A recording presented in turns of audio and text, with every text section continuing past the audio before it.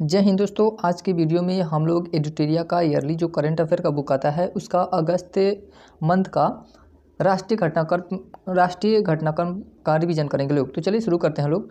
15 अगस्त 2024 को 78वें स्वतंत्रता दिवस के अवसर पर 11वीं बार ध्वजारोहण कर प्रधानमंत्री नरेंद्र मोदी, पूर्व प्रधानमंत्री जवाहरलाल नेहरू 17 बार तथा इंदिरा गांधी 16 बार के बाद तीसरा सर्वाधिक बार ध्वजारोहण करने वाले प्रधानमंत्री बन गए हैं। यानी कि नरेंद्र मोदी 11 बार ध्वजारोहण कर चुके हैं और सबसे ज़्यादा बार कौन किया है तो जवाहरलाल नेहरू ने, उसके बाद इंदिरा गांधी। अगस्त 2024 में दिल्ली का इंदिरा गांधी इंटरनेशनल एयरपोर्ट को एयरपोर्ट काउंसिल इंटरनेशनल द्वारा देश का पहला कार्बन मुक्त एयरपोर्ट घोषित किया गया है।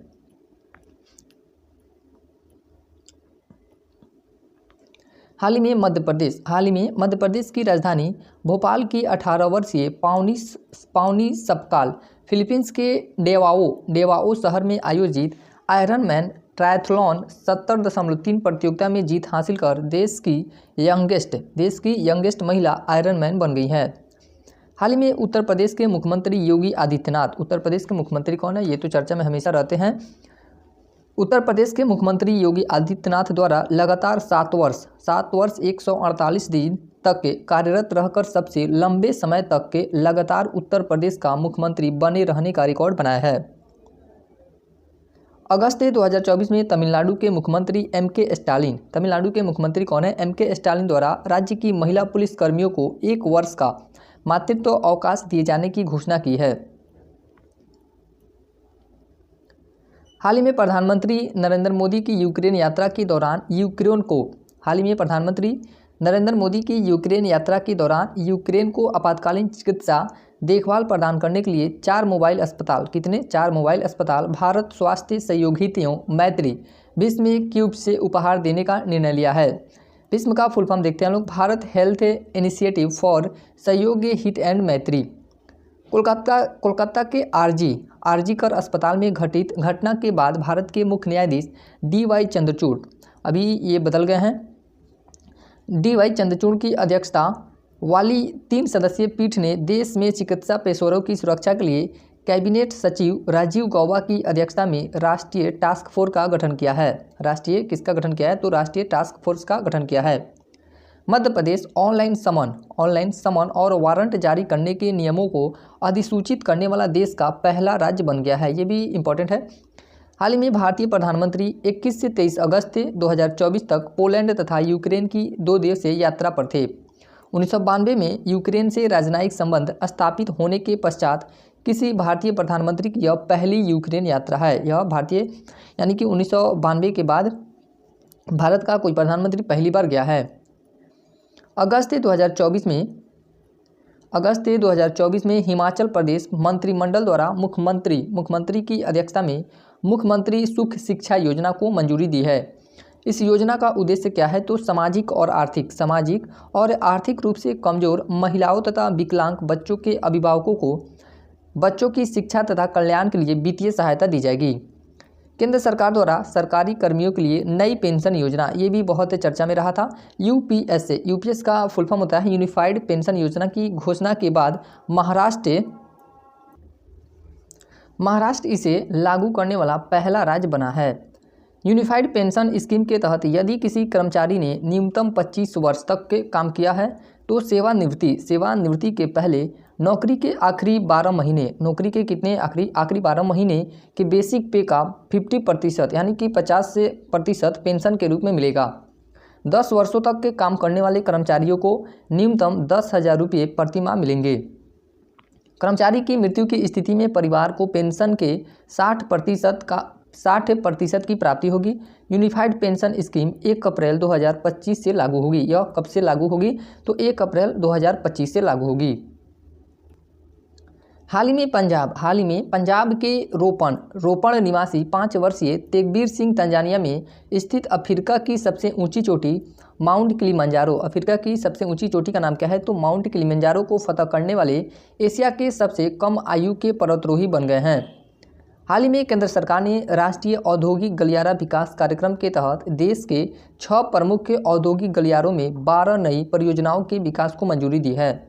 अगस्त 2024 में केंद्रीय गृह मंत्रालय द्वारा केंद्र शासित प्रदेश लद्दाख में 5 नए जिले बनाने का फैसला लिया गया। वो 5 नए जिले का नाम देखते हैं लोग। तो पहला है जास्कर, द्रास, साम, नुब्रा, चांगथांग। 5 नए जिलों के निर्माण के बाद लद्दाख में कुल 7 नए जिले हो जाएंगे। हाल ही में बीसीसीआई के सचिव जैसा निर्विरोध आईसीसी के नए अध्यक्ष के रूप में चुने गए हैं। वैश्विक के क्रिकेट प्रशासन में शीर्ष पद पर काबिज होने वाले वे सबसे युवा प्रशासक होंगे। जैसा निवर्तमान अध्यक्ष ग्रेग बर्कले का स्थान ग्रहण करेंगे, यानी कि इनसे पहले ग्रेग बर्कले थे।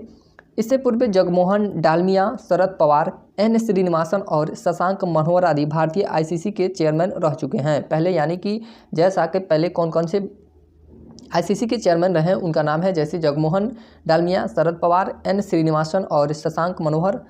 हाल ही में ब्रिटेन का साउथहैम्पटन विश्वविद्यालय नई शिक्षा नीति 2020 के तहत विश्वविद्यालय अनुदान आयोग यूजीसी के नियमों के अंतर्गत भारत के गुरुग्राम में परिसर स्थापित करेगा। 2023 में यूजीसी ने भारत में विदेशी उच्च शिक्षण संस्थानों के परिसरों की भारत में स्थापना और संचालन विनियमन की घोषणा की थी। अगस्त 2024 में केंद्र सरकार के वित्त मंत्रालय द्वारा 4 कंपनियों यानी कि 3 सरकारी और 1 अन्य को नवरत्न का दर्जा दिया गया है। 4 नए नवरत्नों की सूची देखते हैं लोग, जिसमें से पहली कंपनी का नाम है राष्ट्रीय जल विद्युत ऊर्जा निगम, NHPC, भारतीय सौर ऊर्जा निगम, SECI, Satluj Jal Vidyut Nigam limited, SJVN, RailTel corporation of India limited, RailTel.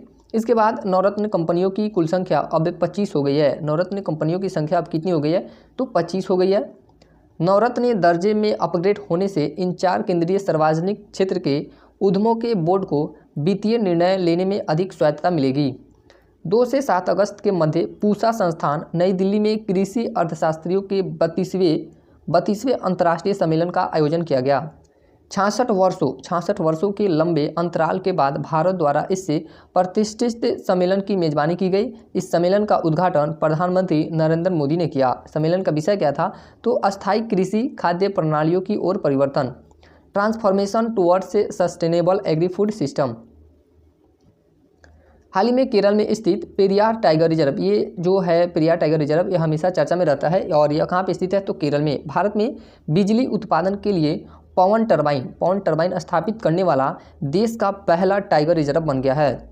हाल ही में सर्वोच्च न्यायालय की 7 न्यायाधीशों की संविधान पीठ ने 20 वर्ष पुराने न्यायाधीशों की एबी चेन्नैया जो वाद हुआ था 2004 में, मामले को रद्द करते हुए SC यानी कि सुप्रीम कोर्ट नहीं होगा यहाँ पे, शेड्यूल कास्ट SC ST वर्ग के ही ज़्यादा ज़रूरतमंदों को आरक्षण का लाभ देने के लिए राज्य को उपवर्गीकरण की अनुमति दी है। पूर्व में ईवी चेन्नैया केस 2004 में 5 न्यायाधीशों के बेंच ने कहा था कि SC ST एक समान समूह वर्ग है और इनका उपवर्गीकरण नहीं किया जा सकता है। हाल ही में वियतनाम के प्रधानमंत्री फाम मिन चिन के भारतीय दौरे के दौरान भारत और वियतनाम ने गुजरात के लोथल में राष्ट्रीय समुद्री विरासत परिसर NMHC को विकसित करने का निर्णय लिया गया है। 15 अगस्त 2024 को भारत ने अपना 78वां स्वतंत्रता दिवस मनाया, जिसका थीम विकसित भारत @247 था। यह थीम 2047 तक देश को विकसित राष्ट्र में बदलने के सरकार के दृष्टिकोण के अनुरूप है।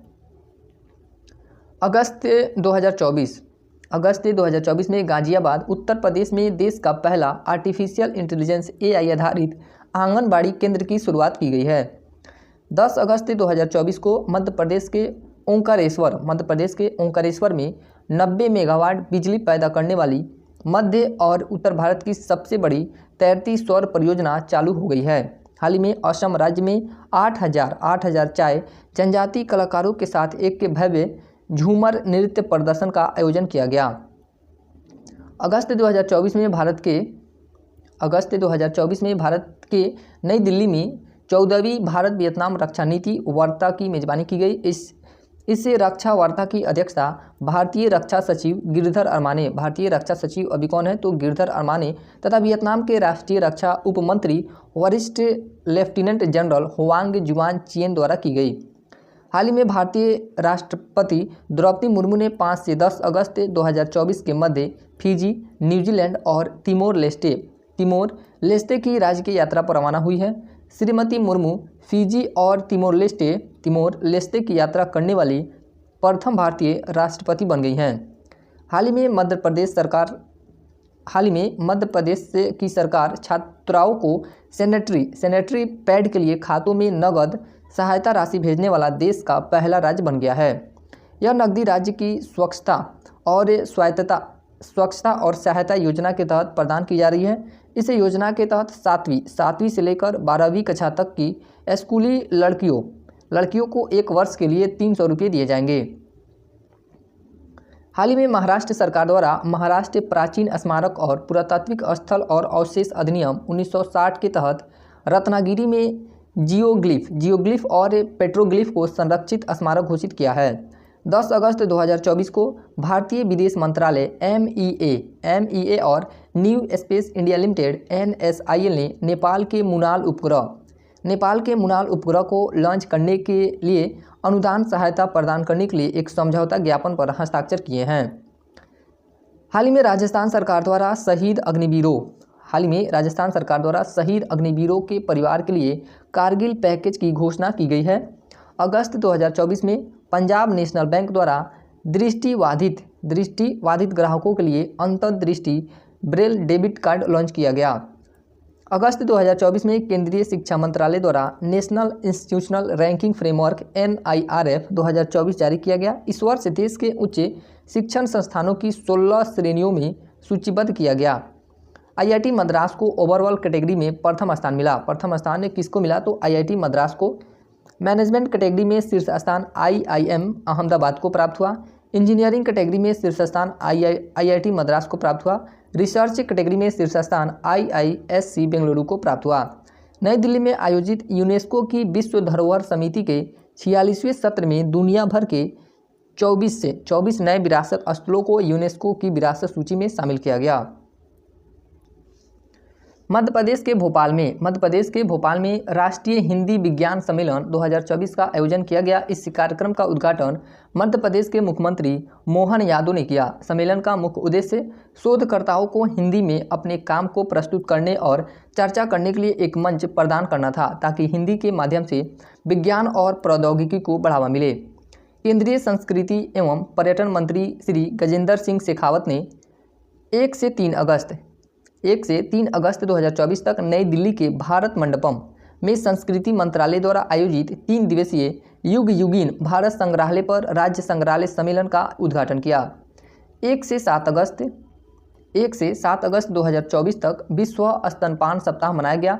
इस वर्ष इसका विषय अंतर को कम करना सभी के लिए स्तनपान समर्थन है। 2 अगस्त 2024 को नई दिल्ली के राष्ट्रपति भवन में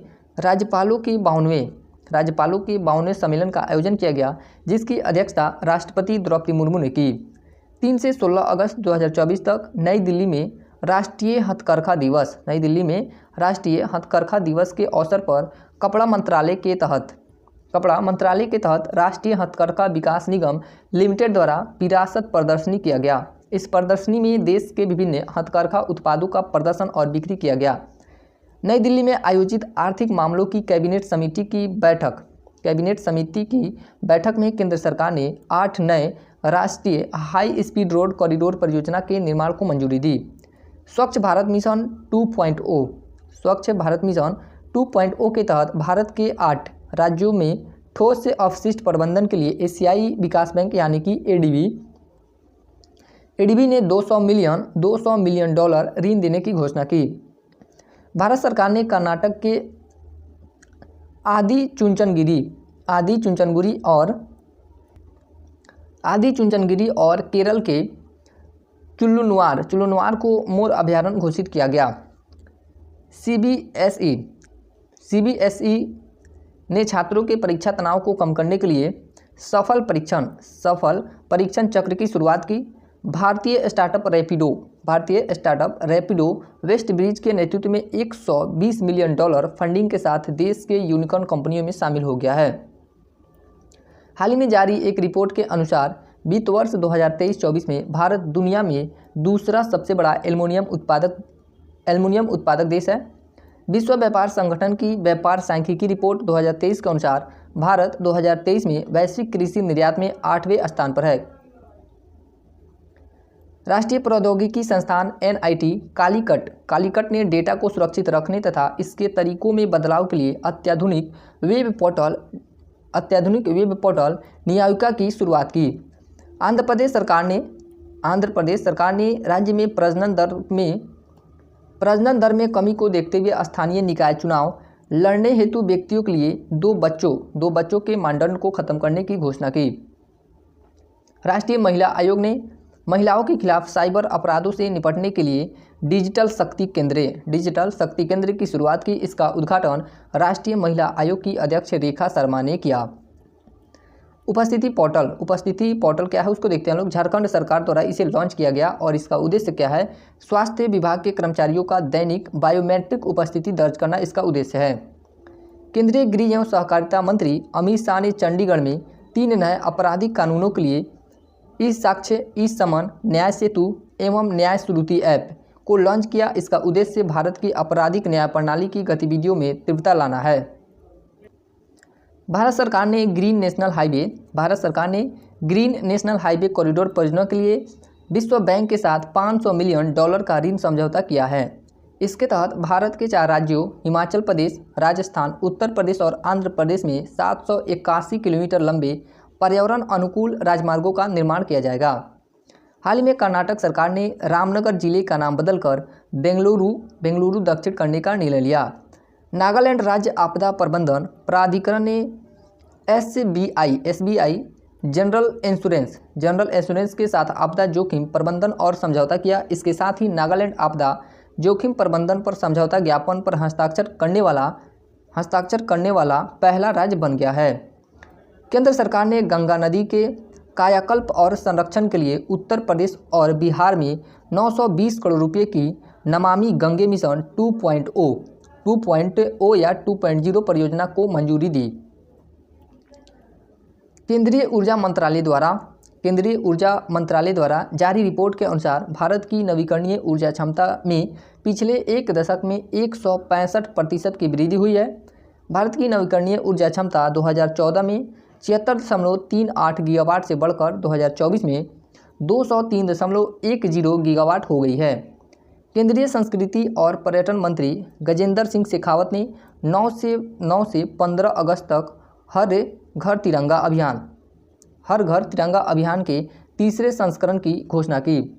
छत्तीसगढ़ सरकार ने गुरु घासीदास और तमोर पिंगला टाइगर रिजर्व के विलय को मंजूरी दे दी। यह देश का तीसरा सबसे बड़ा टाइगर रिजर्व होगा। हरियाणा के मुख्यमंत्री नायाब सिंह सैनी ने राज्य में सभी फसलों को न्यूनतम समर्थन मूल्य MSP पर खरीदने की घोषणा की। गुवाहाटी स्थित जैव विविधता संरक्षण संगठन आरण्यक ने SBI फाउंडेशन के सहयोग से हाथी ऐप विकसित किया है। यह ऐप जंगली हाथियों के ग्रामीण क्षेत्रों में प्रवेश करने पर एक चेतावनी के रूप में कार्य करेगा।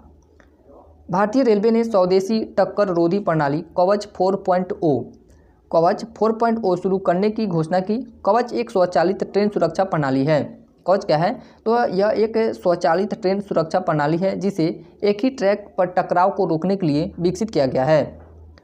उड़ीसा के भुवनेश्वर में भारत का पहला राइस एटीएम शुरू किया गया है। इसके तहत राशन कार्डधारकों को बायोमेट्रिक प्रक्रिया के जरिए अनाज प्रदान किया जाएगा।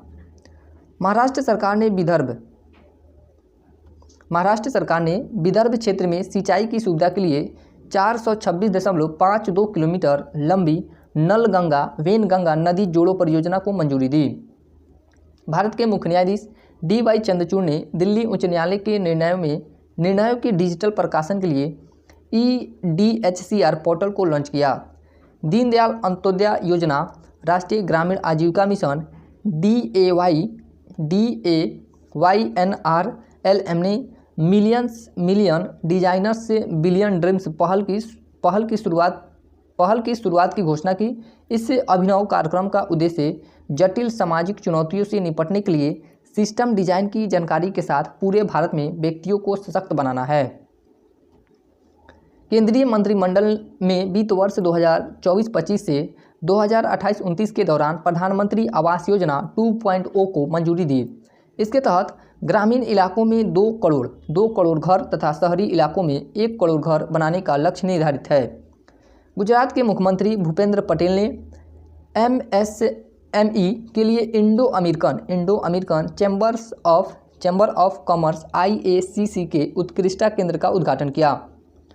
महाराष्ट्र सरकार ने राज्य के लॉजिस्टिक इंफ्रास्ट्रक्चर में बदलाव लाने के लिए लॉजिस्टिक्स नीति 2024 को मंजूरी दी। इसके तहत 200 से अधिक लॉजिस्टिक्स पार्क का निर्माण किया जाएगा तथा 5 लाख रोजगार के अवसर पैदा किए जाएंगे। भारत सरकार ने हिंद महासागर में स्थित 3 भूवैज्ञानिक संरचनाओं का नाम अशोक, चंद्रगुप्त और कल्पतरु रखने का प्रस्ताव दिया। हाल ही में जारी एक रिपोर्ट के अनुसार HCL ट्रैकोलॉजी के चेयरपर्सन रोशनी नादर मल्होत्रा पारिवारिक व्यवसाय का नेतृत्व करने वाली भारत की सबसे प्रभावशाली महिला हैं। किसने किसान के संवाद के लिए किसान की बात रेडियो कार्यक्रम लॉन्च किया है? तो शिवराज सिंह चौहान ने। किसने लॉन्च किया है? शिवराज सिंह चौहान ने। किस राज्य में मुख्यमंत्री बाल पौष्टिक आहार योजना का शुभारंभ किया गया? तो हिमाचल प्रदेश में। फार्माकोपिया और दवा सुरक्षा निगरानी के लिए डिजिटल प्लेटफॉर्म लॉन्च करने हेतु प्रथम नीति निर्माता फोरम का शुभारंभ किसने किया है? JP नड्डा ने।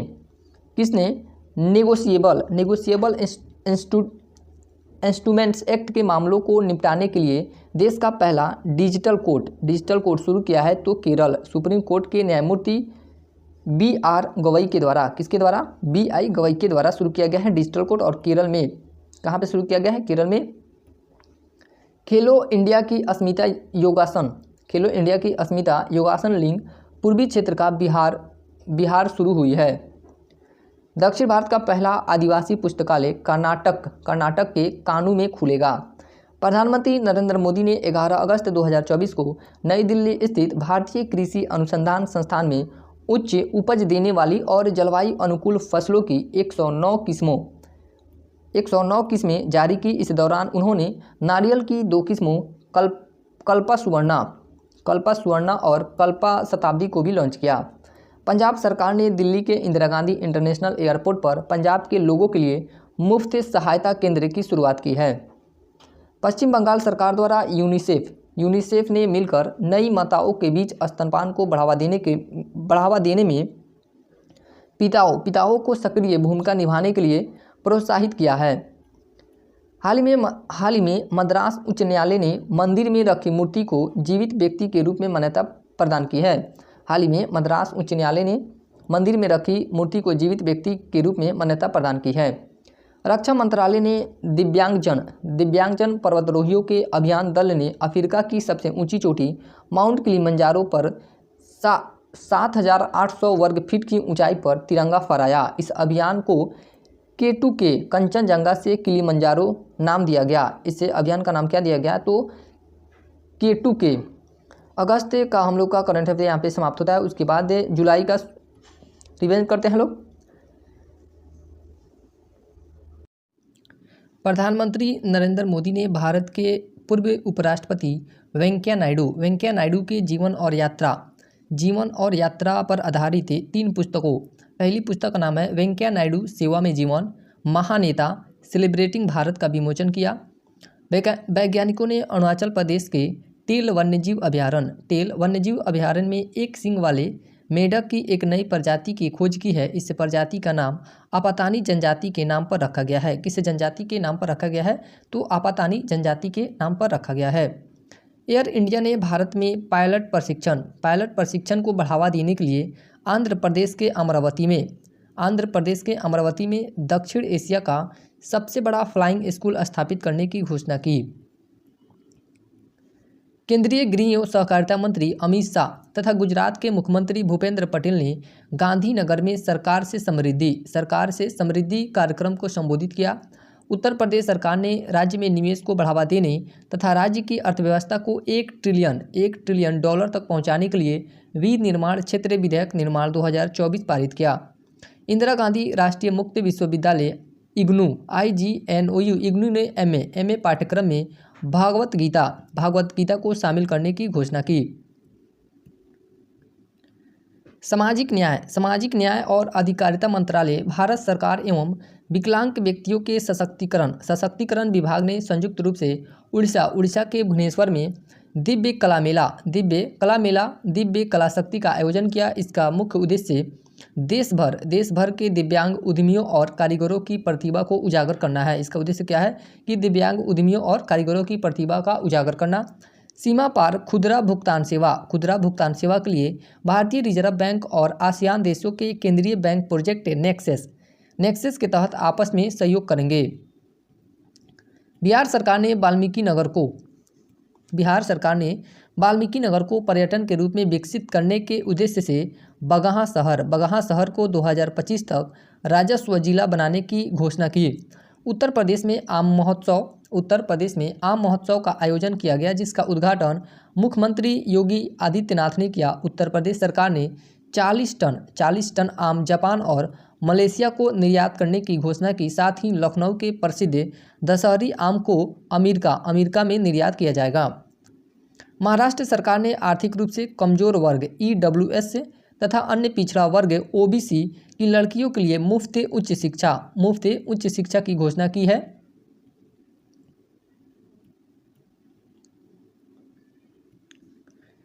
राजस्थान और मध्य प्रदेश में पार्वती कालीसिंध चंबल नदी को जोड़ने की परियोजना के लिए समझौता ज्ञापन पर हस्ताक्षर किया। पश्चिमी घाट में शोधकर्ताओं ने मकड़ी की 2 नई प्रजातियों की खोज की, जिसका नाम MS स्वामीनाथन के नाम पर रखा जाएगा। किसके नाम पर रखा जाएगा? MS स्वामीनाथन के नाम पर रखा जाएगा। सीमा सुरक्षा बल BSF ने वृक्षारोपण के महत्व को बढ़ावा देने के लिए भारतीय स्टेट बैंक के सहयोग से श्रीनगर में ग्रो विद द ट्रीज वृक्षारोपण अभियान का आयोजन किया। राजस्थान 10 वर्षों के लिए सड़क सुरक्षा कार्य योजना को अपनाने वाला भारत का पहला राज्य बन गया है। इस योजना को 2025 से 2027, 2027 से 2030 तथा 2030 से 2033 तक 3 चरणों में लागू किया जाएगा। इस योजना को कितने चरणों में लागू किया जाएगा? तो 3 चरणों में लागू किया जाएगा। झारखंड में शारीरिक रूप से विकलांग छात्रों के लिए पूर्वी भारत के पहले दिव्यांग विश्वविद्यालय की स्थापना की जाएगी। 16वें वित्त आयोग ने पूनम गुप्ता की अध्यक्षता में 5 सदस्यीय सलाहकार परिषद का गठन किया। हाल ही में जवाहरलाल नेहरू विश्वविद्यालय ने हिंदू, बौद्ध एवं जैन अध्ययन केंद्र शुरू करने की घोषणा की। केंद्र सरकार ने महाराष्ट्र के कोयना में देश के पहले वैज्ञानिक डीप ड्रिलिंग मिशन की घोषणा की। इसकी गहराई 6 किलोमीटर होगी। इसकी गहराई कितने किलोमीटर होगी? तो 6 किलोमीटर होगी तथा यह भूकंपों के अध्ययन में वैज्ञानिक अवलोकन और विश्लेषण को बढ़ावा देगा। 7 जुलाई 2024 से उड़ीसा के पुरी में प्रसिद्ध जगन्नाथ रथ यात्रा की शुरुआत हुई। प्रधानमंत्री नरेंद्र मोदी ने मीडिया के कार्यों को प्रोत्साहित करने के लिए मुंबई में इंडियन न्यूज़पेपर सोसाइटी के सचिवालय INS टावर्स का उद्घाटन किया। IIT दिल्ली और प्रसार भारती ने दिल्ली में 2 दिवसीय रोबोट प्रतियोगिता DD रोबोकॉन इंडिया 2024 का आयोजन किया, जिसमें देश भर के कॉलेजों के छात्रों ने भाग लिया। केंद्रीय गृह मंत्री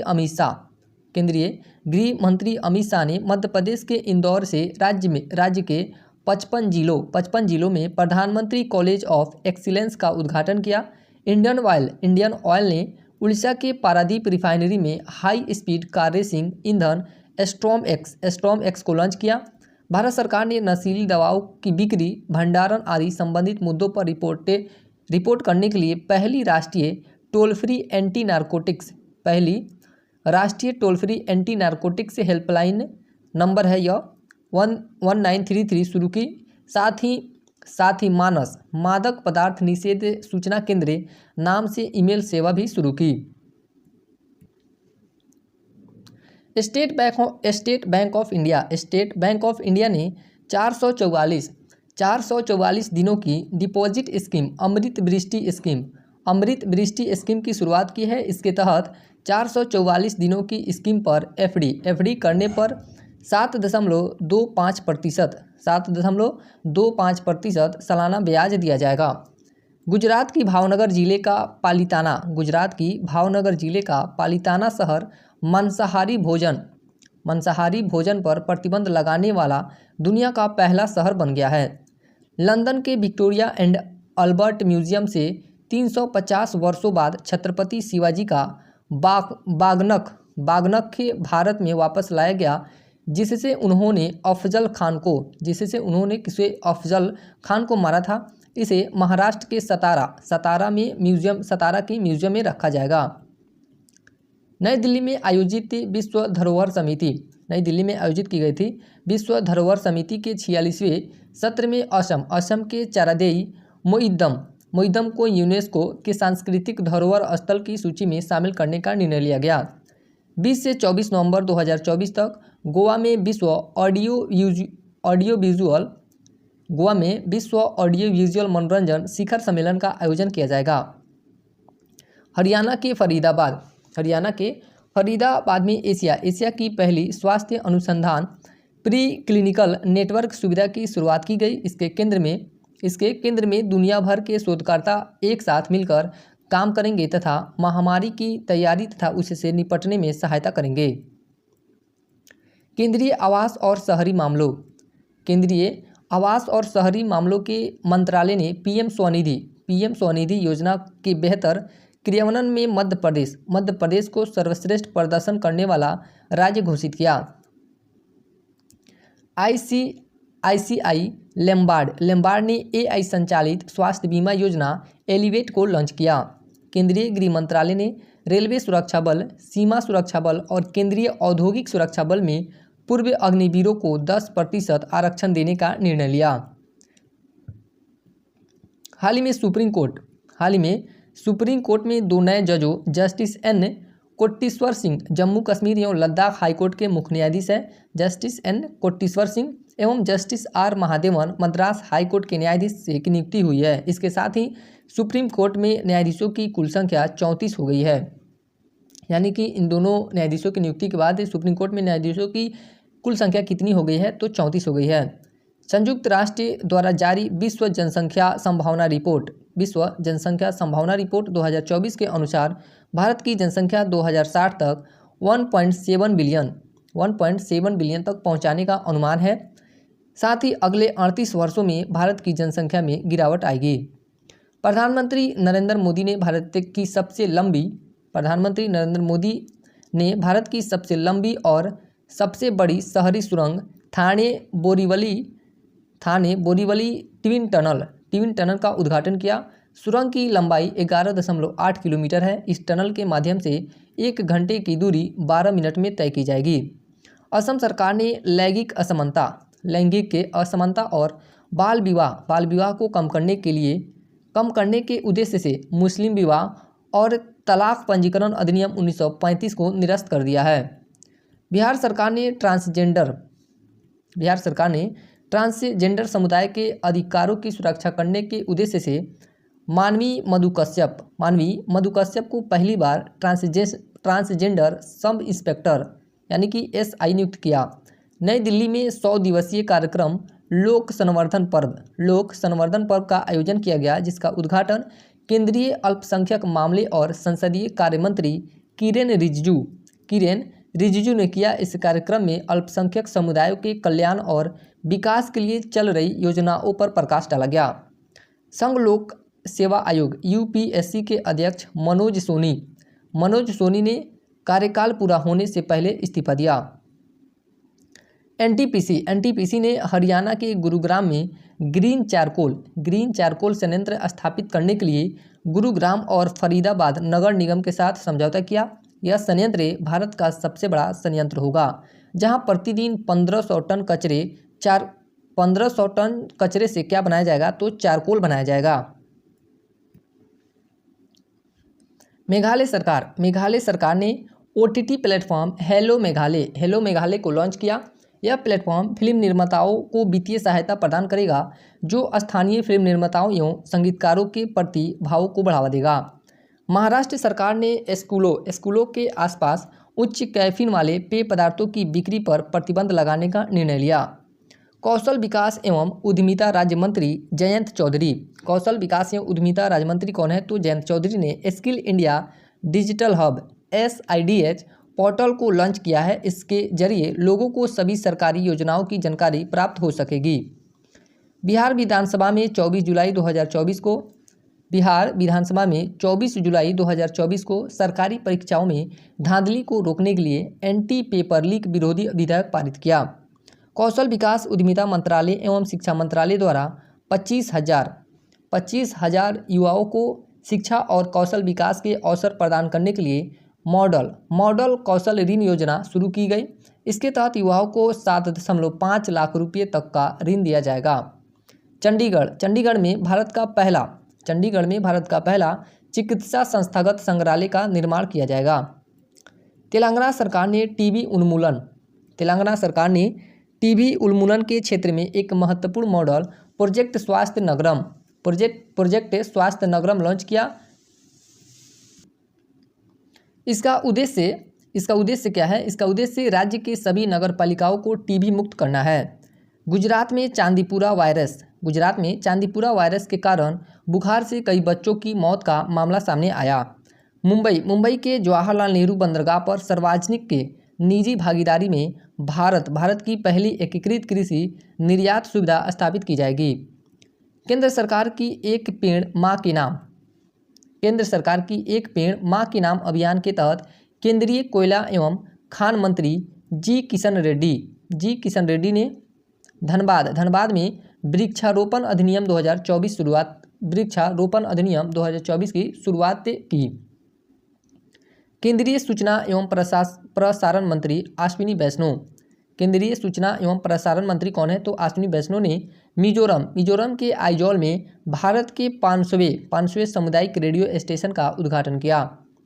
हिंदुस्तान जिंक ने एशिया का पहला low carbon green zinc brand Ecogen को लॉन्च किया है। इसको किसने लॉन्च किया है? इकोजेन को, तो हिंदुस्तान जिंक ने। 26 जुलाई को कारगिल विजय दिवस की 25वीं वर्षगांठ के अवसर पर प्रधानमंत्री नरेंद्र मोदी ने हिमाचल प्रदेश को लद्दाख से जोड़ने वाली दुनिया की सबसे ऊंची सिंकुन ला सुरंग के निर्माण का शुभारंभ किया। 27 जुलाई 2024 को नई दिल्ली के राष्ट्रपति भवन संस्कृति केंद्र में नीति आयोग की नवी गवर्निंग काउंसिल की बैठक आयोजित की गई, जिसकी अध्यक्षता प्रधानमंत्री नरेंद्र मोदी ने की। इस वर्ष का थीम विकसित भारत @2047 है। इस वर्ष का थीम क्या है? तो विकसित भारत @2047 है। 25 से 28 जुलाई 2024 तक केरल के कोझिकोड में मालाबार रिवर फेस्टिवल 2024 का आयोजन किया गया। केंद्रीय शिक्षा मंत्रालय ने राष्ट्रीय शिक्षा नीति 2020 की चौथी वर्षगांठ मनाने के लिए 22 जुलाई से 28 जुलाई 2024 तक शिक्षा सप्ताह का आयोजन किया। शिक्षा मंत्रालय ने 19 जुलाई 2024 को नई दिल्ली में अखिल भारतीय शिक्षा समागम 2024 का आयोजन किया, जो राष्ट्रीय शिक्षा नीति 2020 की चौथी वर्षगांठ का प्रतीक है। सितंबर 2024 में भारत में पहली बार वैश्विक ओपेरा प्रतियोगिता ओपेरेलिया का आयोजन किया जाएगा। यह एक संगीत कार्यक्रम है। यह कैसा कार्यक्रम है? तो यह संगीत कार्यक्रम है। केंद्रीय संस्कृति और पर्यटन मंत्री गजेंद्र सिंह शेखावत ने नई दिल्ली में हुमायूं के मकबरे में भारत के पहले भूमिगत संग्रहालय का उद्घाटन किया। आदित्य बिरला समूह ने भारत के आभूषण बाजार में प्रवेश करने के लिए आभूषण बनाने वाले ब्रांड इंद्रिया को लॉन्च किया है। गुजरात सरकार ने नीति आयोग के मॉडल पर आधारित think tank Gujarat state institution for transformation GRIT की स्थापना की घोषणा की। हाल ही में विश्व बैंक द्वारा भारत के हरित ऊर्जा अभियान के लिए $1.5 बिलियन के अनुदान को मंजूरी दी है। विश्व बैंक की स्थापना कब की गई थी? तो जुलाई 1944 में इसकी स्थापना की गई थी और इसका मुख्यालय वाशिंगटन DC में है। विश्व बैंक का मुख्यालय कहाँ है? तो वाशिंगटन DC में। और इसके अध्यक्ष कौन है? तो अजय बंगा हैं। नीति आयोग ने हाल ही में संपूर्णता अभियान नामक कार्यक्रम शुरू किया है। यह 4 जुलाई से 30 सितंबर 2024 तक चलने वाला 3 महीने का अभियान है। 112 आकांक्षी जिलों तथा 500 आकांक्षी ब्लॉकों में 12 प्रमुख सामाजिक क्षेत्र संकेतकों को प्राप्त करने पर ध्यान केंद्रित करके इसे शुरू किया गया है। जुलाई 2024 में आंध्र प्रदेश के प्रकाशम में 41,000 वर्ष पुराना शुतुरमुर्ग का एक घोंसला प्राप्त हुआ, जो अपनी तरह का दुनिया का सबसे पुराना घोंसला है। झारखंड मुक्ति मोर्चा के कार्यकारी अध्यक्ष हेमंत सोरेन झारखंड के 13वें मुख्यमंत्री व तीसरी बार मुख्यमंत्री बने हैं। महाराष्ट्र के नासिक जिले में तोपखाना संग्रहालय का उद्घाटन किया गया। विश्व का सबसे बड़ा संग्रहालय युगीन भारत नई दिल्ली शहर में फ्रांस की सहायता से बनाया जा रहा है। 28 जून 2024 को आशा भोसले की जीवनी स्वर स्वामिनी आशा का विमोचन मुंबई में हुआ। हाल ही में पेटीएम के द्वारा हेल्थ साथी प्रोग्राम को लॉन्च किया गया है। गुजरात सीएमओ को ISO 9001-2015 प्रमाण पत्र प्रदान किया गया है। लोकसभा अध्यक्ष ओम बिरला ने 11-12 जुलाई को रूस के सेंट पीटर्सबर्ग में आयोजित 10वें ब्रिक्स संसदीय मंच की बैठक में भारतीय शिष्टमंडल का नेतृत्व किया। इसका विषय क्या था? तो सामान्य वैश्विक विकास और सुरक्षा के लिए बहुपक्षवाद को मजबूत करने में संसदों की भूमिका। हाल ही में राष्ट्रीय बाल अधिकार संरक्षण आयोग के अध्यक्ष प्रियांके कानूनगो द्वारा झारखंड की अबरक खदानों को बाल श्रम मुक्त घोषित किया गया है। राष्ट्रीय बाल अधिकार संरक्षण आयोग की स्थापना बाल अधिकार संरक्षण आयोग अधिनियम 2005 के तहत वर्ष 2007 में की गई थी। जुलाई 2024 में बजाज ऑटो लिमिटेड द्वारा दुनिया की पहली CNG मोटरसाइकिल फ्रीडम 125 लॉन्च किया गया है। यह वाहन पेट्रोल तथा CNG दोनों से चल सकता है। हाल ही में केंद्र सरकार द्वारा स्मार्ट सिटीज मिशन की समय सीमा 31 मार्च 2025 तक बढ़ाने का निर्णय लिया गया है। स्मार्ट सिटीज मिशन एक केंद्र प्रायोजित योजना है। यह कैसी योजना है? तो केंद्र प्रायोजित योजना है जिसकी शुरुआत प्रधानमंत्री नरेंद्र मोदी द्वारा वर्ष 2015 में 100 भारतीय शहरों के रूपांतरण के लिए किया गया था। इस योजना का उद्देश्य स्मार्ट सॉल्यूशन के माध्यम से नागरिकों को समुचित गुणवत्तापूर्ण जीवन प्रदान करने के लिए शहरों को आवश्यक बुनियादी ढांचा तथा स्वच्छ तथा टिकाऊ वातावरण प्रदान किया जा सके। हाल ही में नई दिल्ली के प्रगति मैदान में स्थित भारत मंडपम में 4 दिवसीय प्लास्टिक रिसाइकलिंग और स्थिरता पर वैश्विक सम्मेलन GCPRS का आयोजन किया गया।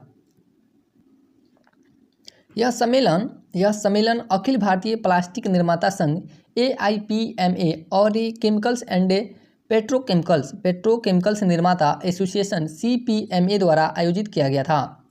हाल ही में उत्तर प्रदेश सरकार द्वारा वृक्षारोपण जन अभियान 2024 के तहत नेपाल और सीमावर्ती जिलों में मित्र वन स्थापित किए जाने की घोषणा की गई है। इसके लिए 25 वन प्रभागों का चयन किया गया है।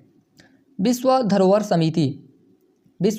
धरोहर समिति की बैठक के आगामी 46वें सत्र के अवसर पर संस्कृति मंत्रालय द्वारा नई दिल्ली को भव्य बनाने के लिए परी पब्लिक आर्ट ऑफ इंडिया की शुरुआत की गई है। परियोजना परी PARI का उद्देश्य यानी कि परी का उद्देश्य देश की समृद्ध ऐतिहासिक और सांस्कृतिक विरासत को कला रूपों में चित्रित करके दिल्ली के सौंदर्य और सांस्कृतिक दृष्टिकोण को बढ़ाना है। हाल ही में मर्सर द्वारा जारी cost of living city ranking 2024 में मुंबई को 136वें स्थान वैश्विक स्तर पर 136वें स्थान प्राप्त हुआ है। किसको? मुंबई को के साथ भारत का सबसे महंगा शहर घोषित किया गया है। नई दिल्ली को 165वें स्थान पर रखा गया है। नई दिल्ली को कौन सा स्थान प्राप्त हुआ है? 165वां। मर्सर द्वारा इस सूची में 226 शहरों का विश्लेषण किया गया है। शीर्ष 3 महंगे शहर: हांगकांग प्रथम स्थान, सिंगापुर दूसरा स्थान, ज्यूरिख तीसरा स्थान। हाल ही में भारत के तेलंगाना में न्यूयॉर्क के टाइम्स स्क्वायर की तर्ज पर टी स्क्वायर बनाए जाने की घोषणा की गई है।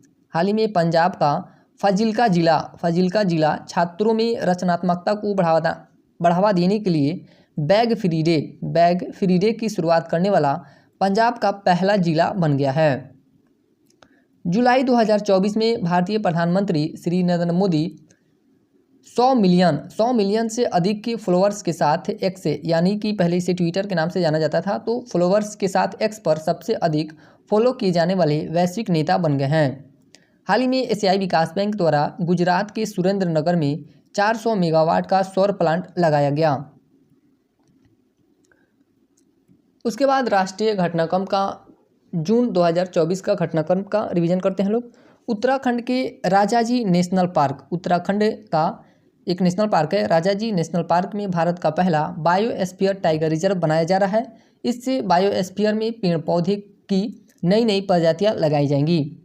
हाल ही में जारी आंकड़ों के अनुसार भारत को वर्ष 2023-24 में सबसे अधिक FDI सिंगापुर से प्राप्त हुआ है। कहाँ से प्राप्त हुआ है? सिंगापुर से। राजस्थान के मुख्यमंत्री भजन लाल शर्मा, राजस्थान के मुख्यमंत्री कौन है? तो भजन लाल शर्मा ने महाराणा प्रताप के जयंती समारोह के अवसर पर राज्य में महाराणा प्रताप पर्यटन सर्किट विकसित करने की घोषणा की। केरल सरकार ने स्कूली पाठ्यक्रम में आर्टिफिशियल इंटेलिजेंस AI विषय को शामिल करने की घोषणा की। मध्य प्रदेश सरकार ने मंदसौर जिले के गांधी सागर वन्यजीव अभयारण्य कहाँ है? तो मध्य प्रदेश में। और किस जिले में है? तो मंदसौर जिले में चीतों का दूसरा आवास बनाने की घोषणा की। वायु प्रदूषण से निपटने के लिए छत्तीसगढ़ के रायपुर में युवा समूह ने मियावाकी पद्धति से लघु वन का निर्माण किया। यह 1 साल से भी कम समय में एक छोटे जंगल के रूप में परिवर्तित हो जाएगा।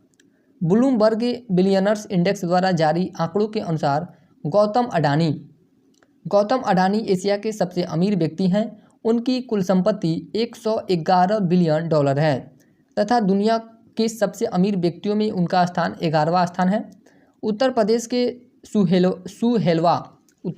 सुहेलवा वन्यजीव अभयारण्य को उत्तर प्रदेश के 5वें टाइगर रिजर्व के रूप में स्थापित किया जाएगा।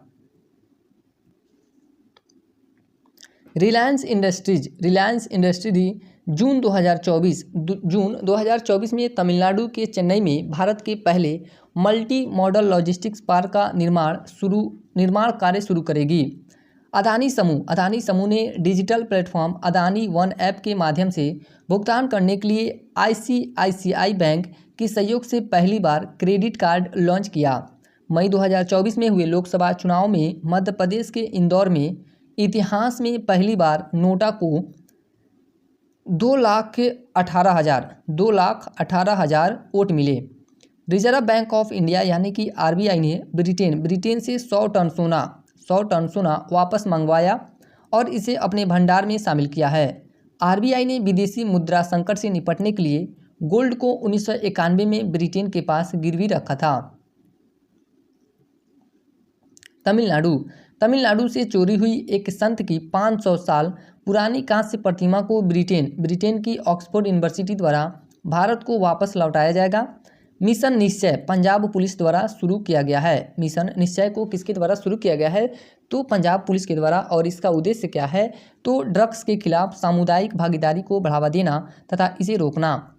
हिंदुजा ग्रुप के प्रमुख वाणिज्यिक वाहन निर्माता कंपनी अशोक लेलैंड ने सारथी सुरक्षा पॉलिसी लॉन्च की है, जो ड्राइवरों की सुरक्षा के लिए एक बीमा पॉलिसी है। इसके तहत आकस्मिक मृत्यु या विकलांगता की स्थिति में ड्राइवर को 10 लाख रुपये प्रदान किए जाएंगे। उपराष्ट्रपति जगदीप धनखड़ ने संसद भवन परिसर में नवनिर्मित प्रेरणा स्थल का उद्घाटन किया। प्रेरणा स्थल में 15 स्वतंत्रता सेनानियों एवं नायकों की प्रतिमा एक ही स्थान पर स्थापित की गई है। वीवो कंपनी ने ग्रेटर नोएडा में भारत का सबसे बड़ा स्मार्टफोन विनिर्माण संयंत्र खोलने की घोषणा की है। उत्तर प्रदेश सरकार ने अयोध्या में मंदिरों का संग्रहालय बनाने के लिए टाटा सन्स के प्रस्ताव को मंजूरी दे दी है। इस संग्रहालय में भारत के प्रसिद्ध मंदिरों के वास्तुकला और संस्कृति को प्रदर्शित किया जाएगा।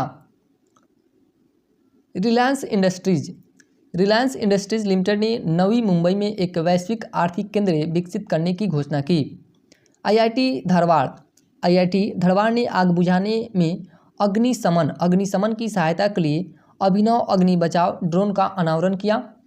जम्मू कश्मीर में 4 दिवसीय तीर्थयात्रा खीर भवानी मेला का आयोजन किया गया। उड़ीसा में रज महोत्सव 2024 का आयोजन किया गया। कांग्रेस उम्मीदवार प्रियंका जरकी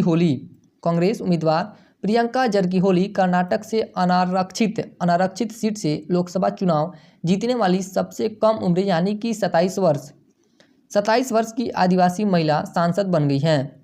बेंगलुरु के बनेरुघट्टा जैविक उद्यान में भारत की सबसे बड़ी तेंदुआ सफारी जनता के लिए शुरू की गई। असम सरकार ने गुवाहाटी में जनता भवन सौर ऊर्जा परियोजना की शुरुआत की। इससे परियोजना में ग्रिड से जुड़ी छत और जमीन पर सौर पीवी प्रणाली स्थापित की जाएगी, जिसकी उत्पादन क्षमता 2.5 मेगावाट है। पश्चिम बंगाल में राज्य के सभी सार्वजनिक के रोजगार में ट्रांसजेंडर व्यक्तियों के लिए 1% आरक्षण सुनिश्चित करने के लिए कलकत्ता उच्च न्यायालय ने निर्देश जारी किया। महिला उद्यमी डॉक्टर शिवानी वर्मा के नेतृत्व वाली स्टार्टअप इंजीनियर से रिसर्च सॉल्यूशन प्राइवेट लिमिटेड ने व्यक्तिगत पहचान के लिए अत्याधुनिक AI टूल दिव्य दृष्टि विकसित किया है। IIT कानपुर ने ड्रोन तकनीकों को अत्याधुनिक सुविधाओं से लैस करने तथा ड्रोन स्टार्टअप को बढ़ावा देने के लिए उड़ान कार्यक्रम की शुरुआत की है। मध्य प्रदेश सरकार ने राज्य के सभी 55 जिलों में प्रधानमंत्री उत्कृष्टता महाविद्यालय की स्थापना को मंजूरी दी है।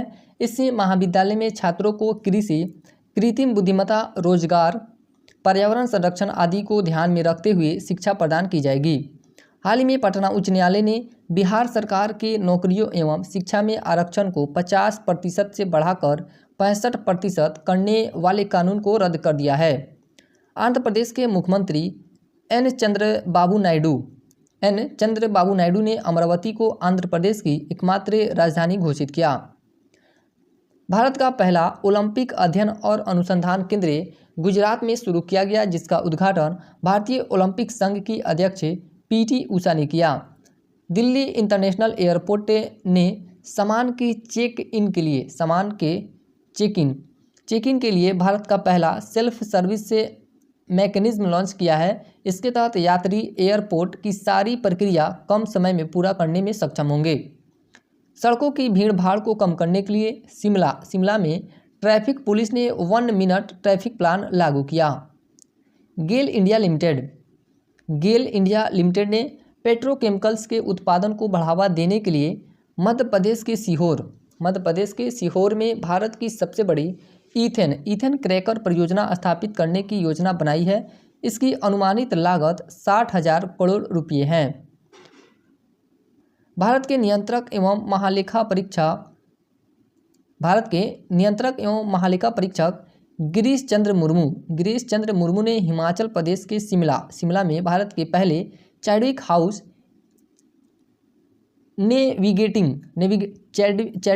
नेविगेटिंग ऑडिट हेरिटेज संग्रहालय का उद्घाटन किया। इस संग्रहालय में कैग की भूमिकाओं और महत्व को उजागर किया गया है। 18 से 20 जून 2024 तक मैसूर में 9वें राष्ट्रीय योग ओलंपियाड का आयोजन किया गया, जिसका उद्घाटन कर्नाटक के उपराज्यपाल थावरचंद गहलोत ने किया। यह ओलंपियाड स्वयं और समाज के लिए योग विषय पर केंद्रित है। यह ओलंपियाड किस विषय पर केंद्रित था? तो स्वयं और समाज के लिए योग।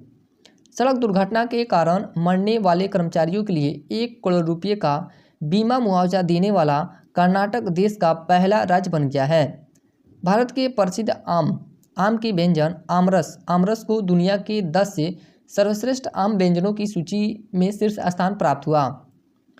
भारतीय सेना ने दिल्ली में अपनी तरह की पहली स्किन बैंक सुविधा की शुरुआत की है। इसके तहत सशस्त्र बलों एवं उनके परिवारों के गंभीर रूप से जलने की चोटों तथा अन्य त्वचा संबंधी बीमारियों का उपचार किया जाएगा। असम सरकार ने राज्य के बच्चों के लिए बाढ़ राहत शिविरों में स्कूल इन अ बॉक्स पहल की शुरुआत लॉन्च की है। इसके तहत बाढ़ राहत शिविरों को शिक्षण सामग्री और अन्य वस्तुओं से युक्त एक किट प्रदान किया जाएगा, जो बच्चों की शैक्षणिक आवश्यकताओं को पूरा करेगा। भारतीय राष्ट्रीय राजमार्ग प्राधिकरण NHAI ने सड़क सुरक्षा को मजबूत करने में आर्टिफिशियल इंटेलिजेंस के उपयोग के लिए IIT दिल्ली के साथ एक समझौता किया है। केंद्रीय जल शक्ति मंत्रालय ने नदी पारिस्थितिकी तंत्र को बनाए रखने तथा नदी जल की गुणवत्ता की वास्तविक निगरानी के लिए ई-फ्लो मॉनिटरिंग सिस्टम को लॉन्च किया। 25 जून से 27 जून 2024 तक नई दिल्ली में 64वीं अंतर्राष्ट्रीय चीनी संगठन ISO परिषद की बैठक आयोजित की गई, जिसमें 30 से अधिक के देशों के प्रतिनिधियों ने भाग लिया। ISO परिषद ने 2024 में संगठन की अध्यक्षता भारत को सौंप दी थी। मुख्यमंत्री माझी लड़की बहन योजना महाराष्ट्र सरकार द्वारा शुरू किया गया है। मुख्यमंत्री माझी लड़की बहन योजना किसके द्वारा शुरू किया गया है? तो महाराष्ट्र सरकार द्वारा इसे शुरू किया गया है। और इसका उद्देश्य क्या है? तो 21 से 60 वर्ष। यहाँ से उम्र बहुत बार क्वेश्चन में पूछ चुका है, एग्जाम में पूछ चुका है कि कोई भी योजना का एज पूछता है या किस सरकार द्वारा शुरू किया गया है या उसमें जो फंड दिए जाते हैं उससे फंड के बारे में पूछता है। तो उद्देश्य इसका है 21 से 60 वर्ष आयु की सभी महिलाओं को प्रतिमाह 1500 रुपये की वित्तीय सहायता दी जाएगी। केंद्रीय आवास और शहरी मामलों के मंत्रालय ने स्वच्छ भारत मिशन शहरी 2.0 के तहत सफाई अपनाओ बीमारी भगाओ पहल की शुरुआत की। इसका उद्देश्य भारी बारिश और जल जमाव से पूर्व स्थानीय निकायों की तैयारियों में वृद्धि करना है। मुंबई स्थित मझगांव डाक शिप बिल्डर्स को सार्वजनिक के उद्यम विभाग ने नवरत्न कंपनी का दर्जा दिया। नवरत्न कंपनियों को 1000 करोड़ रुपये तक के निवेश के लिए केंद्र सरकार की मंजूरी की आवश्यकता नहीं होती। साथ ही यह कंपनी अपनी कुल संपत्ति का 30% तक का निवेश कर सकती है। भारतीय सेना ने कारगिल युद्ध के शहीदों को श्रद्धांजलि देने के लिए लद्दाख में खालूबर युद्ध स्मारक पर्यटकों के लिए खोला। केंद्रीय मंत्री जितेंद्र सिंह ने सेंट्रल इलेक्ट्रॉनिक्स लिमिटेड को मिनी रत्न श्रेणी 1 का दर्जा देने की घोषणा की। केंद्रीय विज्ञान एवं प्रौद्योगिकी मंत्री डॉक्टर जितेंद्र सिंह ने 1 वीक 1 थीम अभियान की शुरुआत की है। इस अभियान के तहत विज्ञान के विभिन्न क्षेत्रों में भारत की सफलताओं को प्रदर्शित किया जाएगा। संज्ञान ऐप रेलवे सुरक्षा बल द्वारा लॉन्च किया गया है। इस ऐप को किसके द्वारा लॉन्च किया गया है? तो रेलवे सुरक्षा बल द्वारा लॉन्च किया गया है। और इसका उद्देश्य देखते हैं लोग, तो RPF कर्मियों को 3 नए आपराधिक कानूनों भारतीय न्याय संहिता 2023, भारतीय नागरिक सुरक्षा संहिता 2023 एवं भारतीय साक्ष्य अधिनियम 2023 की विस्तृत जानकारी प्रदान करना है। 26 से 28 जून 2024 तक केरल के कोच्चि में केंद्रीय मत्स्य पालन, पशुपालन और डेयरी मंत्रालय, राष्ट्रीय डेयरी विकास बोर्ड और अंतर्राष्ट्रीय डेयरी फेडरेशन द्वारा संयुक्त रूप से पहले अंतर्राष्ट्रीय डेयरी फेडरेशन एशिया प्रशांत शिखर सम्मेलन का आयोजन किया गया। पर्यावरणीय प्रदूषण को कम करने के लिए उत्तर प्रदेश सरकार ने लखीमपुर खीरी में बायोप्लास्टिक पार्क की स्थापना करने की घोषणा की। लंदन के इंस्टीट्यूट ऑफ रिस्क मैनेजमेंट ने उड़ीसा के श्री यूनिवर्सिटी में भारत का पहला वैश्विक उद्यम जोखिम प्रबंधन केंद्र स्थापित करने की मंजूरी दी। मध्य प्रदेश एवं महाराष्ट्र में फैले पेंच टाइगर रिजर्व ने जंगल की आग का पता लगाने के लिए एक उन्नत कृत्रिम बुद्धिमत्ता प्रणाली की शुरुआत की है। सेंट्रल रेलवे ने ग्रीन एनर्जी को बढ़ावा देने के लिए पहली बार पश्चिमी घाट के इगतपुरी झील पर 10 मेगावाट की फ्लोटिंग सोलर प्लांट को इंस्टॉल किया है। हाल ही में वैश्विक परामर्श फर्म क्रोल द्वारा जारी सेलिब्रिटी ब्रांड वैल्यूएशन रिपोर्ट 2023 के अनुसार भारतीय क्रिकेटर विराट कोहली को $227.9 मिलियन की ब्रांड वैल्यू के साथ शीर्ष स्थान प्राप्त हुआ है। भारत के 3 शीर्ष सेलिब्रिटी ब्रांड, पहले स्थान पे विराट कोहली हैं $227.9 मिलियन के साथ। उसके बाद है रणवीर सिंह $203.1 मिलियन के साथ। तीसरे स्थान पे हैं शाहरुख खान $120.7 मिलियन के साथ। 21 जून 2024 को 10वें अंतर्राष्ट्रीय योग दिवस के अवसर पर आयुष मंत्रालय तथा भारतीय अंतरिक्ष अनुसंधान संगठन इसरो के द्वारा एक संयुक्त पहल योगा फॉर स्पेस का आयोजन किया गया। हाल ही में गुजरात के भुज स्थित स्मृति भवन भूकंप मेमोरियल संग्रहालय को यूनेस्को द्वारा प्रतिवर्ष घोषित होने वाले आर्किटेक्चर तथा डिजाइन क्षेत्र के प्रतिष्ठित प्रिक्स वर्सेइल्स अवार्ड के अंतर्गत विश्व के 7 सबसे सुंदर संग्रहालयों की सूची में स्थान मिला है। स्मृति भवन भूकंप स्मारक का निर्माण 26 जनवरी 2001 को गुजरात के कच्छ में आए विनाशकारी भूकंप के प्राण गंवाने वाले नागरिकों के सम्मान में किया गया है। इससे स्मारक का लोकार्पण अगस्त 2022 को प्रधानमंत्री श्री नरेंद्र मोदी द्वारा किया गया था। हाल ही में केंद्र सरकार द्वारा डाकघर अधिनियम 2023 के प्रावधानों को लागू करने के लिए अधिसूचना जारी किया गया है।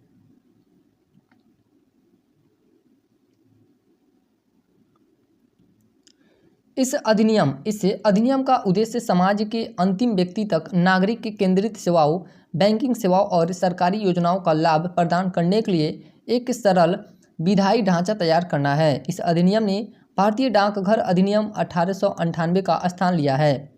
यूनिसेफ के साथ साझेदारी में स्वतंत्र यूएस शोध संगठन हेल्थ इफेक्ट्स इंस्टीट्यूट द्वारा प्रकाशित एक रिपोर्ट के अनुसार दुनिया भर में वायु प्रदूषण के कारण 2021 में 81 लाख लोगों की मौत हुई है। भारत में वर्ष 2021 में वायु प्रदूषण के कारण 21 लाख लोगों की मौत हुई है। 19 जून 2024 को प्रधानमंत्री नरेंद्र मोदी द्वारा बिहार के राजगीर में प्राचीन विश्वविद्यालयों के खंडहरों के करीब स्थित नालंदा विश्वविद्यालय के नए परिसर का उद्घाटन किया गया। विदेश मंत्री एस जयशंकर तथा 17 देशों के राजदूतों ने इस कार्यक्रम में हिस्सा लिया। इस विश्वविद्यालय की स्थापना नालंदा विश्वविद्यालय अधिनियम 2010 के माध्यम से की गई थी। जून 2024 में लद्दाख के हेमिस मठ में प्रसिद्ध हेमिस फेस्टिवल का आयोजन किया गया। हेमिस महोत्सव तिब्बती कैलेंडर के में 5वें महीने के 10वें दिन मनाया जाता है, जो आमतौर पर जून या जुलाई में पड़ता है। यह दो दिवसीय उत्सव गुरु पद्म संभव के जन्म का उत्सव होता है। हाल ही में महाराष्ट्र के एक किसान और एग्रो रेंजर्स के संस्थापक सिद्धेश साकोरे को मरुस्थलीकरण रोकथाम के लिए यूएनसीसीडी द्वारा भूमि नायक लैंड हीरो नामित किया गया है। 17 जून को विश्व मरुस्थलीकरण और सूखा दिवस के अवसर पर यूएनसीसीडी द्वारा जर्मनी के बॉन में आयोजित एक कार्यक्रम में 10 लैंड हीरो के नामों की घोषणा की गई है। दिल्ली के उपराज्यपाल विनय कुमार सक्सेना द्वारा हाल ही में लेखिका अरुंधति रॉय पर वर्ष 2010 में कश्मीर पर एक भड़काऊ भाषण के आरोप में गैरकानूनी गतिविधि रोकथाम अधिनियम 2010 के तहत मुकदमा चलाने की मंजूरी दी गई है। हाल ही में 13 से 14 जून 2024 को नई दिल्ली में भारत IORA हिंद महासागर रिम एसोसिएशन क्रूज पर्यटन सम्मेलन का आयोजन किया गया। भारत IORA क्रूज पर्यटन सम्मेलन का आयोजन भारतीय विदेश मंत्रालय द्वारा हिंद महासागर रिम एसोसिएशन सचिवालय और federation of Indian chambers of commerce and industries FICCI के सहयोग से किया गया था। हाल ही में मध्य प्रदेश के मुख्यमंत्री मोहन यादव, मध्य प्रदेश के मुख्यमंत्री कौन है? मोहन यादव द्वारा राजा भोज एयरपोर्ट भोपाल से पीएम श्री पर्यटन वायु सेवा का उद्घाटन किया गया। यह सेवा 8 प्रमुख शहरों भोपाल, इंदौर, जबलपुर, रीवा, उज्जैन, ग्वालियर, सिंगरौली और खजुराहो हवाई मार्गों को नेटवर्क के माध्यम से जोड़ती है। केंद्रीय कृषि तथा किसान कल्याण मंत्रालय के अनुसार जून 2023 से मई 2023 की अवधि में देश भर में 1,16,000 किसानों ने स्वेच्छा से प्रधानमंत्री किसान सम्मान निधि योजना के तहत अपना लाभ छोड़ दिया है। प्रधानमंत्री किसान सम्मान निधि पीएम किसान, इसे फरवरी 2019 में लॉन्च किया गया था। इस योजना के तहत केंद्र प्रतिवर्ष 6,000 रुपया की राशि तीन समान किस्तों में सभी भूमिधारक किसानों के बैंक खातों में हस्तांतरित करता है। विश्व शिल्प परिषद द्वारा हाल ही में केंद्र शासित प्रदेश जम्मू कश्मीर की राजधानी श्रीनगर को भारत के चौथे विश्व शिल्प शहर का दर्जा दिया गया। इससे पूर्व भारत के जयपुर, मल्लपुरम तथा मैसूर को विश्व शिल्प शहर के रूप में मान्यता दी गई है। जून 2024 में लद्दाख को उल्लास 9 भारत साक्षरता कार्यक्रम के तहत पूर्ण कार्यात्मक साक्षरता प्राप्त करने वाली प्रशासनिक इकाई घोषित किया गया। क्या है उल्लास 9 भारतीय साक्षरता कार्यक्रम? यह केंद्र प्रायोजित योजना है जिसे 2022 से 2027 के मध्य लागू किया गया है। यह योजना राष्ट्रीय शिक्षा नीति NEP यानी कि न्यू एजुकेशन पॉलिसी 2020 की सिफारिशों के अनुरूप है और इसका उद्देश्य सभी पृष्ठभूमियों से 15 वर्ष और उससे अधिक आयु के उन वयस्कों को साक्षर तथा सशक्त बनाना जिन्होंने उचित स्कूली शिक्षा प्राप्त नहीं की है। हाल ही में केंद्रीय गृह मंत्री और सहकारिता मंत्री श्री अमित शाह द्वारा नई दिल्ली के इंदिरा गांधी अंतर्राष्ट्रीय हवाई अड्डे टर्मिनल 3 पर fast track immigration trusted traveller programme का उद्घाटन किया गया। Fast track immigration trusted traveller programme FTL-TTP Bharat सरकार की एक पहल है जिसे भारतीय नागरिकों और overseas citizen of India OCI कार्यधारकों को तेज, आसान और अधिक सुरक्षित यात्रा का अनुभव प्रदान करने के लिए डिजाइन किया गया है। हाल ही में यूनेस्को द्वारा केरल के कोझिकोड शहर को भारत का पहला सिटी ऑफ लिटरेचर साहित्य शहर घोषित किया गया है। अक्टूबर 2023 में कोझिकोड को यूनेस्को क्रिएटिव सीरीज नेटवर्क को साहित्य श्रेणी में स्थान प्राप्त हुआ था। 500 से ज़्यादा पुस्तकालय वाला कोझिकोड शहर प्रसिद्ध मलयालम लेखक एस टी वासुदेवन नायर सहित अन्य साहित्यिक व्यक्तियों की साहित्यिक गतिविधियों के आधार रहा है। राजस्थान के कोटा से सांसद श्री ओम बिरला को पुनः 18वीं लोकसभा का अध्यक्ष निर्वाचित किया गया है। विपक्षी दलों द्वारा के सुरेश को लोकसभा अध्यक्ष पद के लिए उम्मीदवार घोषित किया गया। हालांकि विपक्ष द्वारा मत विभाजन के लिए दबाव नहीं डाला गया। ओम बिरला 2 बार पूर्ण कार्यकाल के लिए चुने जाने वाले दूसरे लोकसभा अध्यक्ष हैं। प्रथम कौन थे? तो डॉक्टर बलराम झाकड़। ओम बिरला 2 बार लोकसभा अध्यक्ष निर्वाचित होने वाले छठे अध्यक्ष हैं। केंद्रीय मंत्रिमंडल द्वारा जून 2024 में वर्ष 2024-25 के लिए 14 खरीफ फसलों के लिए न्यूनतम समर्थन मूल्य MSP में वृद्धि किया गया है। केंद्र सरकार हर फसल सीजन से पूर्व कृषि लागत और मूल्य आयोग CACP की सिफारिश पर 23 फसलों के लिए न्यूनतम समर्थन मूल्य घोषित करती है। केंद्रीय कृषि तथा किसान कल्याण मंत्री शिवराज सिंह चौहान हैं। केंद्रीय कृषि तथा किसान कल्याण मंत्री कौन है? तो शिवराज सिंह चौहान है। हाल ही में भारत सरकार के शिक्षा मंत्रालय द्वारा राष्ट्रीय परीक्षण एजेंसी NTA के माध्यम से परीक्षाओं को पारदर्शी, सुचारू और निष्पक्ष संचालन के लिए इसरो के पूर्व अध्यक्ष डॉक्टर के राधाकृष्णन की अध्यक्षता में एक 7 सदस्यीय उच्च स्तरीय समिति का गठन किया गया। यह समिति परीक्षा प्रक्रिया के तंत्र में सुधार, डेटा सुरक्षा प्रोटोकॉल में सुधार, NTA की संरचना और कार्यप्रणाली पर 2 महीने के भीतर रिपोर्ट सौंपेगी। सरकार द्वारा यह कदम नीट परीक्षा 2024 में पेपर लीक विवाद और नेट UGC यूजीसी परीक्षा के स्थगित होने के मद्देनज़र उठाया गया। हाल ही में भारत सरकार द्वारा नीट परीक्षा में गड़बड़ी को लेकर विवाद के कारण नेशनल टेस्टिंग एजेंसी के महानिदेशक सुबोध कुमार सिंह को बर्खास्त कर दिया गया। सरकार द्वारा भारत व्यापार संवर्धन संगठन के अध्यक्ष और प्रबंध निदेशक प्रदीप सिंह खरोला को एनटीए का नया महानिदेशक नियुक्त किया गया। राष्ट्रीय परीक्षण एजेंसी एनटीए की स्थापना 2017 में की गई थी। केंद्रीय शिक्षा मंत्री कौन है अभी? तो धर्मेंद्र प्रधान जी हैं। हाल ही में तत्कालीन बांग्लादेशी प्रधानमंत्री शेख हसीना की 2 दिवसीय भारत यात्रा के दौरान कनेक्टिविटी, ऊर्जा और बुनियादी ढांचे और अन्य क्षेत्रों में सहयोग को आगे बढ़ाने के लिए 10 नए समझौते ज्ञापन पर हस्ताक्षर किया गया। नरेंद्र मोदी के नेतृत्व वाली सरकार के तीसरे कार्यकाल के लिए शपथ लेने के बाद भारत की यात्रा करने वाली यह पहली विदेशी नेता हैं। हाल ही में भारत सरकार के स्वामित्व वाली कोल इंडिया लिमिटेड की सहायक कंपनी ईस्टर्न कोलफील्ड्स लिमिटेड द्वारा झारखंड के कहाँ पे तो जामताड़ा जिले में कास्ता कोयला ब्लॉक में भूमिगत कोयला गैसीकरण के लिए भारत की पहली पायलट परियोजना की शुरुआत की गई है। जून 2024 में केरल विधानसभा द्वारा सर्वसम्मति से राज्य का नाम बदलकर केरलम करने का प्रस्ताव पारित किया गया। मलयालम भाषा में केरल का नाम केरलम है।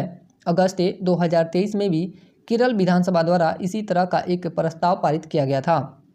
भारतीय संविधान के अनुच्छेद 3 के तहत किसी राज्य का नाम बदलने, उसकी सीमा में परिवर्तन तथा किसी राज्य का निर्माण करना विलय की शक्ति संसद के पास होती है। किसके पास होती है? तो संसद के पास होती है।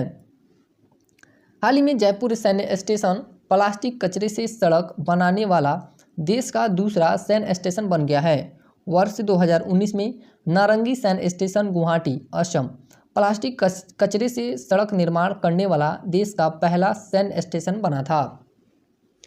हाल ही में रियासी जिले में चिनाब नदी पर निर्मित विश्व के सबसे ऊंचे रेलवे आर्च पुल पर प्रथम ट्रायल रन सफल रहा। रामबन जिले में संगलदान से रियासी स्टेशन तक 46 किलोमीटर के इस सफ़र में कुल 1.5 घंटे लगे थे। रियासी में निर्मित यह विश्व का सबसे ऊंचा रेलवे आर्च पुल 1.3 किलोमीटर लंबा है। चिनाब नदी के तल से 359 मीटर ऊंचा है। कितना? चिनाब नदी के तल से कितना मीटर ऊंचा है? तो 359 मीटर। वैज्ञानिक सूचना प्रसारक के एल्सेवियर द्वारा जारी शोध और नवाचार में लैंगिक समानता की दिशा में प्रगति 2024 की समीक्षा शीर्षक वाली रिपोर्ट के अनुसार भारत महिला शोधकर्ताओं की संख्या में तीसरे स्थान पर आ गया है। जून 2024 में असम के गुवाहाटी के कामाख्या मंदिर में प्रसिद्ध अंबुबाची मेला प्रारंभ हुआ है। यह महोत्सव देवी कामाख्या के वार्षिक मासिक के धर्म के उत्सव का प्रतीक है। 2 जून को तेलंगाना द्वारा अपनी स्थापना की 10वीं वर्षगांठ मनाई गई। 2 जून 2014 को तेलंगाना भारत का 29वां राज्य बना था। 2 जून 2024 को तेलंगाना के 10वें स्थापना दिवस पर मुख्यमंत्री रेवंत रेड्डी के द्वारा की गई घोषणा के अनुसार आंध्र प्रदेश पुनर्गठन अधिनियम 2014 के अनुसार हैदराबाद अब आंध्र प्रदेश तथा तेलंगाना की संयुक्त राजधानी न होकर केवल तेलंगाना की राजधानी होगी। आंध्र प्रदेश पुनर्गठन अधिनियम 2014 के तहत हैदराबाद को 10 वर्ष के लिए आंध्र प्रदेश तेलंगाना की संयुक्त राजधानी बनाने का प्रावधान था। हाल ही में मध्य प्रदेश के विजयपुर शहर में भारत के स्वामित्व वाली गेल इंडिया लिमिटेड का पहला हरित हाइड्रोजन संयंत्र का उद्घाटन किया गया। हाल ही में सिक्किम उच्च न्यायालय द्वारा अपनी महिला कर्मचारियों के लिए प्रत्येक महीने मासिक धर्म अवकाश नीति लागू किया गया है। ऐसा करने वाला सिक्किम उच्च न्यायालय देश का पहला उच्च न्यायालय है। भारतीय पर्वतारोही सत्यदीप गुप्ता दुनिया की सबसे ऊंची चोटी माउंट एवरेस्ट तथा दुनिया की चौथी सबसे ऊंची चोटी माउंट लहोत्सव पर एक ही सत्र में 2 बार चढ़ाई करने वाले दुनिया के पहले व्यक्ति बन गए हैं। हाल ही में तेलंगाना सरकार द्वारा सार्वजनिक स्वास्थ्य संबंधी चिंताओं का हवाला देते हुए पूरे राज्य में तंबाकू और निकोटीन युक्त गुटखा और पान मसाला के निर्माण, भंडारण, वितरण, परिवहन और बिक्री पर 1 साल का प्रतिबंध लगाया गया है। यह प्रतिबंध खाद्य सुरक्षा मानक अधिनियम 2006 की धारा की उपधारा 2 के खंड ए के तहत लगाया गया है। हाल ही में भारत के अडानी समूह द्वारा अपने वैश्विक पदचिह्न में विस्तार करते हुए तंजानिया के दार एस सलाम बंदरगाह पर कंटेनर टर्मिनल 2 के लिए 30 वर्ष का पट्टा हासिल किया है। हाल ही में जम्मू और कश्मीर सरकार ने महामारी रोग अधिनियम 1897 के तहत मानव रेबीज को एक अधिसूचित रोग के रूप में नामित किया है। 30 से 31 मई 2024 को रांची, झारखंड में इस्पात पर अंतर्राष्ट्रीय सम्मेलन आयोजित किया गया। अंतर्राष्ट्रीय इस्पात सम्मेलन ICONS 2024 का उद्देश्य नवमेशी समाधान तलाशना और इस्पात उद्योग के भविष्य को आगे बढ़ाना है। हाल ही में जारी QS वर्ल्ड यूनिवर्सिटी रैंकिंग 2025 में भारत 46 विश्वविद्यालय के साथ विश्व स्तर पर 7वें तथा एशिया में 3रे स्थान पर है। इस रिपोर्ट के अनुसार भारत के 61% भारतीय विश्वविद्यालयों की रैंकिंग में सुधार हुआ है। भारत के IIT बॉम्बे को 118वां स्थान दिया गया है, जो भारत में शीर्ष पर है, यानी कि भारत में पहला स्थान IIT बॉम्बे का है और विश्व स्तर पर 118वां स्थान प्राप्त हुआ है। शीर्ष रैंक वाले भारतीय विश्वविद्यालय, पहला स्थान पे है भारतीय प्रौद्योगिकी संस्थान बॉम्बे यानी कि IIT बॉम्बे 118वां स्थान। उसके बाद है IIT दिल्ली 150वां स्थान। उसके बाद है IIT भारतीय विज्ञान संस्थान बेंगलुरु 211वां स्थान। जून 2024 में उत्तराखंड द्वारा राज्य के खगोल पर्यटन को बढ़ावा देने के लिए 3 दिवसीय नक्षत्र सभा का आयोजन किया गया। हाल ही में पेरू में UPI भुगतान को सक्षम बनाने के लिए भारतीय राष्ट्रीय भुगतान निगम NPCI और पेरू के केंद्रीय रिजर्व बैंक BCRP द्वारा साझेदारी की गई है। इसके साथ ही Peru unified payments interface UPI अपनाने वाला दक्षिण अमेरिका का पहला देश बन गया है। केंद्रीय शिक्षा मंत्रालय द्वारा जून 2024 में असम के कामरूप जिले के मराभीटा में पूर्वोत्तर क्षेत्र का दूसरा भारतीय प्रबंधन संस्थान IIM की स्थापना के प्रस्ताव को मंजूरी प्रदान की है। IIM शिलोंग पूर्वोत्तर क्षेत्र का पहला तथा एकमात्र IIM है। हाल में संयुक्त राष्ट्र में भारत की पहली महिला अस्थायी प्रतिनिधि रुचिरा कंबोज 35 वर्ष की सेवा के पश्चात सेवानिवृत्त हो गई हैं।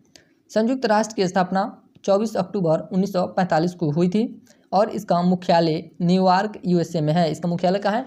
न्यूयॉर्क USA, यानी कि USA में इसका मुख्यालय है। हाल ही में भारतीय मूल के अंतरिक्ष यात्री सुनीता विलियम्स अंतरिक्ष में परीक्षण मिशन पर अंतरिक्ष यान को उड़ाने वाली पहली महिला बन गई हैं। 58 वर्षीय सुनीता विलियम्स ने 5 जून को फ्लोरिडा के केप कनावेरल से नासा के अंतरिक्ष यात्री बुच विल्मोर के साथ बोइंग के स्टारलाइनर कैप्सूल पर उड़ान भरी थी।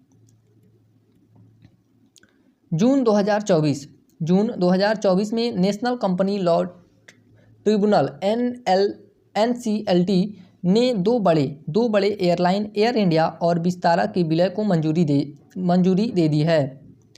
सब लेफ्टिनेंट अनामिका बी राजीव भारतीय नौसेना की पहली महिला हेलीकॉप्टर पायलट बन गई हैं। हाल ही में विशाखापत्तनम बंदरगाह विश्व बैंक और S&P ग्लोबल मार्केट इंटेलिजेंस द्वारा जारी वैश्विक कंटेनर पोर्ट प्रदर्शन सूचकांक 2023 के शीर्ष 20 में शामिल होने वाला भारत का एकमात्र बंदरगाह बन गया है। वैश्विक स्तर पर शीर्ष 3 बंदरगाह यांगशान बंदरगाह जो चीन में है, सलाला बंदरगाह ओमान में है और कार्टेजिना बंदरगाह कोलंबिया में है। इससे वीडियो में हम लोग 3 मंथ का करंट अफेयर कवर कर चुके हैं लोग। तो अगला वीडियो इसी तरह 3 मंथ का आएगा।